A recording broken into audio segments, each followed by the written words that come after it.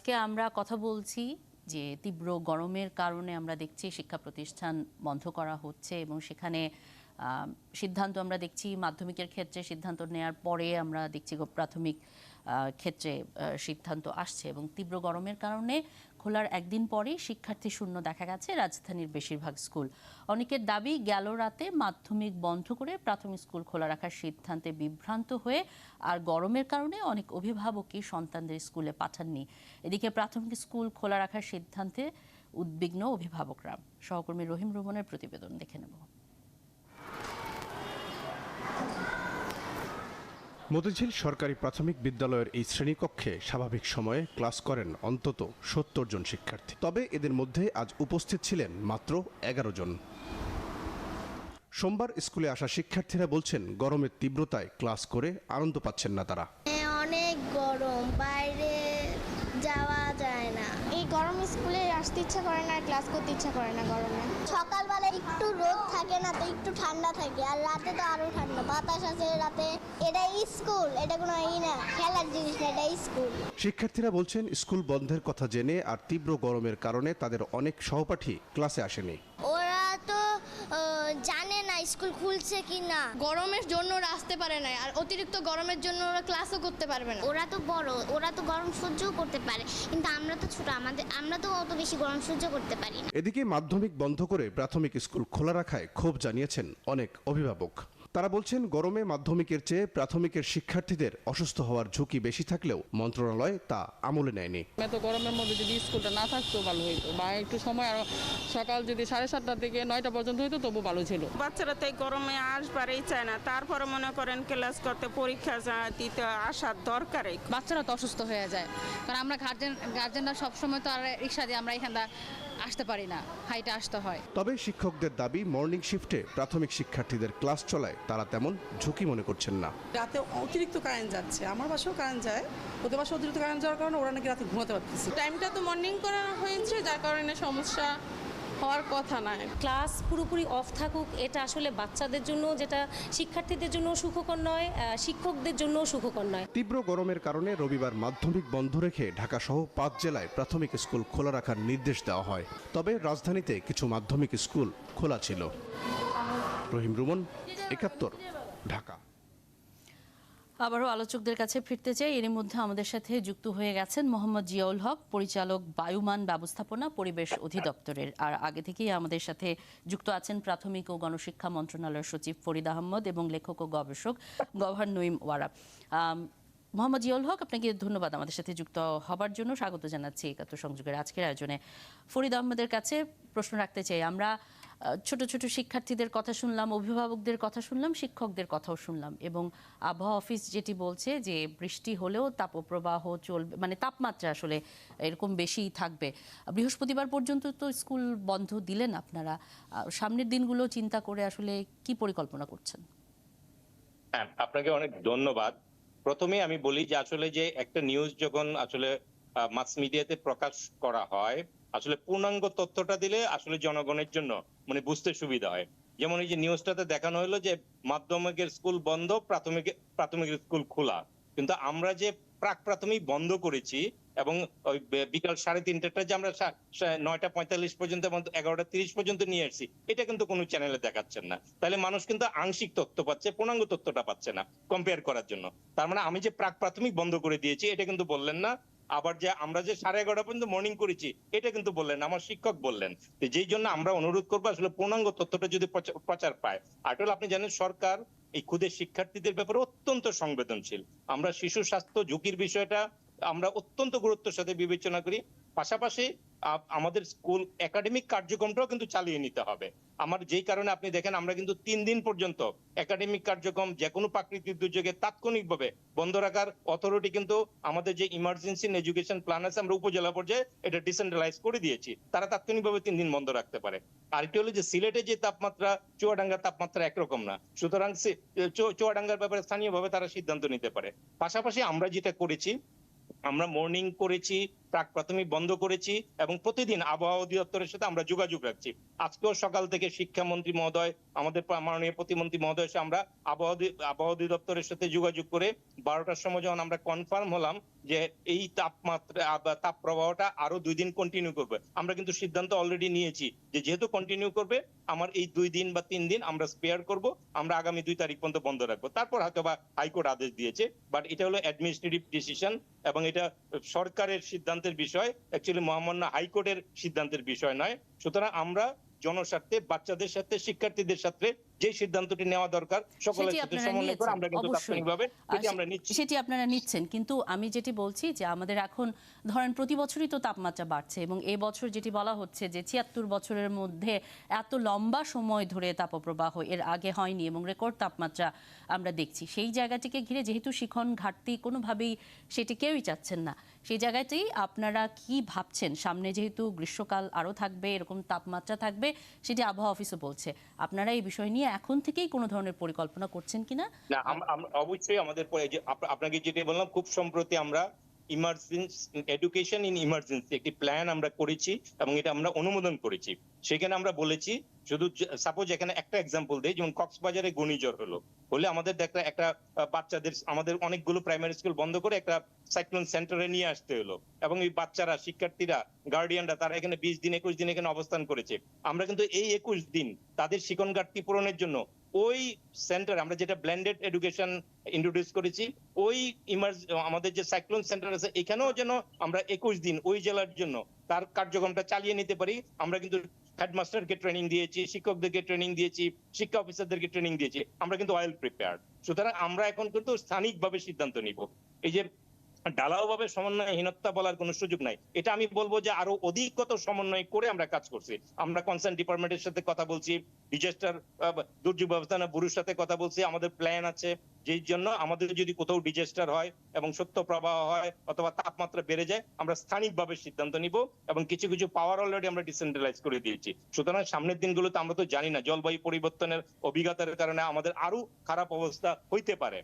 আমরা গিয়ে দাঁড়াবো সেটি তো আমরা এক ধরনের পূর্বাভাস পাচ্ছি, কিন্তু সেটি তো বুঝতে পারছি না, প্রতি বছরই আমরা সেটি বুঝছি। গওহর নঈমারা, আপনার কাছে যেটি আসতে চাই সেটি হচ্ছে আমরা এই যে যেটি আপনিও বলছিলেন যে এক এক অঞ্চলের তাপমাত্রা তো এক এক রকম থাকছে, আবার যখন আমরা নগরে আসছি সেখানে একরকম তাপমাত্রা দেখছি, এখান থেকে বের হয়ে গেলে আবার তাপমাত্রা কিছুটা হলেও কমে আসছে এবং এই শিখন ঘাটতির বিষয়টিও উঠে এসেছে। আমাদের যদি স্কুলগুলো দেখেন, বিদ্যালয়গুলো এমন অনেক ভবনের মধ্যে গড়ে উঠেছে, সেখানে ঠিকমতো আলো বাতাস ঢোকার ব্যবস্থাও নেই এবং তাপমাত্রার যে পরিবর্তন সামনের দিনে আরও আসবে সেটি আপনি অনেক ভালো করেই জানেন। আমরা যদি ভারসাম্য বজায় রাখতে চাই সব দিকে, তাহলে আসলে কি ধরনের ব্যবস্থা নেওয়া উচিত? ধন্যবাদ। আমার মনে হয় স্কুলের ব্যাপারে যেটা বললেন, হয়তো প্রাইভেট স্কুল কিছু হয়েছে যেগুলোর ভিতরে আলো বাতাসের ব্যবস্থা নাই, কিন্তু আপনি যদি আমাদের গ্রাম অঞ্চলে প্রাইমারি স্কুলগুলো দেখেন, আমরা যে অবস্থায় আমাদের শৈশবে যে প্রাইমারি স্কুল দেখেছি তার থেকে এখন অনেক অনেক অনেক ভালো। অনেক মানুষের বাড়ি ঘরের চাইতে স্কুলের পরিবেশ অনেক ভালো। স্কুলে যথেষ্ট আলো বাতাস আছে, স্কুলে যথেষ্ট খাবার পানির ব্যবস্থা আছে এবং স্কুলগুলো তারা এনজয় করে, ভালো মতন এনজয় করে। সেটা কিন্তু অনেক দূরে এগিয়েছে আমাদের ইনফ্রাস্ট্রাকচারের দিক থেকে। প্রাইমারি স্কুল এবং অনেকগুলো মাধ্যমিক স্কুলের অবস্থা খুবই ভালো আমি বলবো। আমার তো মনে হচ্ছিল যে এখন তাদের বাড়িতে বা রাস্তাঘাটে ঘুরে বেড়ানো বন্ধ করার জন্য বরঞ্চ স্কুলেই বেশি সময় কাটানোর একটা ব্যবস্থা করা উচিত। যে গরম পড়লে এখানে কিছু ঠান্ডার ব্যবস্থা করা, এখানে তাদের ওইভাবে ব্যবস্থা করা যাতে তারা স্কুলে আসতে। আজকে যেমন আপনি দেখালেন, আপনাদের সাংবাদিক গিয়ে স্কুলের কথা বলছে, অনেকগুলো চ্যানেলই দেখাচ্ছিল, অনেক জায়গায় ছেলেমেয়েরা বলছে যে আমরা বাড়িতে খুব বোরিং ফিল করছিলাম, স্কুলটা খুলে ভালোই হয়েছে, আমরা আইসক্রিম খেতে পারবো, খেলাধুলা করতে পারবো, পড়াশোনা করতে পারবো। আর এই যে একটা মা বললেন যে আসে না, ছাত্রছাত্রী কম আসছে, আপনি যদি বাস্তব অবস্থা দেখেন, আমাদের যখন আমাদের এ লেভেল ও লেভেলের ছাত্রছাত্রীরা যে কাজটা করে, তারা স্কুলে যাওয়া বন্ধ করে দেয়, গিয়ে প্রাইভেট পড়ে, কোচিং এ যায়। আমাদের হাই স্কুলের অবস্থাও তাই হয়েছে। 8 বা 9 এ ওঠার পর থেকে অনেকে কোচিং এ বেশি সময় দেয়, স্কুলে আসতেই চায় না। তারা স্কুলে গিয়ে তাদের কোনো লাভ হবে না, তারা তাই বলে, তাই মনে করে, সেটা অন্য বিষয়। এখন এই বন্ধের মধ্যে কারোর পড়াশোনা বন্ধ নয়, কিন্তু আমাদের সবচেয়ে অগ্রাধিকার দিতে হবে যেন পড়াশোনায় কোনো রকমের ছেদ না পড়ে। জি, এবং একেবারে সেটা আমি আমাদের দুঃখিত খুবই আপনাকে প্ল্যানিং একটু এর মধ্যে থামাচ্ছি, নিয়ে যেহেতু আসতে আপনি জানেন যে গতকালও দুজন শিক্ষকের কিন্তু মৃত্যু হয়েছে এই হিট স্ট্রোকে, এবং গরমের কারণেই আমরা অভিভাবকরা শিশুদের নিয়ে আসেন বা শিক্ষার্থীদের নিয়ে আসেন স্কুলে। অনেক স্কুলে আমরা দেখি অভিভাবকরা আসলে রাস্তার পাশে অপেক্ষা করেন, তাদের স্বাস্থ্য ঝুঁকির বিষয়টিও আছে। এবং আমরা যেহেতু একটা আবহাওয়ার পরিবর্তিত পরিস্থিতির মধ্যে যাচ্ছি, এবং আমরা যদি একটু অনেক বছরের নিয়েই পরিকল্পনা করি, সেক্ষেত্রে আপনার পরামর্শ কি হবে? এই যে আমি আবার বলছেন যে আমরা ঢাকার চশমা দিয়ে সারা দেশকে দেখছি। না, একেবারেই ঢাকায় দেখতে নিয়ে চাই যাওয়ার না। অসুবিধা, ঢাকায় বাইরে অপেক্ষা করতে হয়, কিন্তু আপনি এই ঢাকার বাইরে তো প্রচুর ছাত্রছাত্রী আছে, তাদের তো এটা করতে হয় না, তাদের তো এই অবস্থা নাই। এবং এটা স্থানীয়ভাবে সিদ্ধান্তটা নিতে হবে যে তারা কিভাবে এটা করবে। অবশ্যই প্ল্যানিংটা করতে হবে, এবং ঢাকা শহরের জন্য যে প্ল্যানিংটা হবে জি সেটা জি, যেন আমরা সকলের কাছে জানিয়ে সার্বিকভাবে দিই। আলোচনায় আসতে চাই। এবং এই যে লোডশেডিং এর কথা আপনি জানেন, ধরেন আপনি বলছেন খোলামেলা স্কুল, প্রাথমিক স্কুলের কথা, কিন্তু আমরা জানি সেখানে লোডশেডিং হচ্ছে গ্রামে কিছুক্ষণ পর পর, যে কারণে হয়তোবা শিক্ষার্থীদের গরমে কষ্ট হচ্ছে।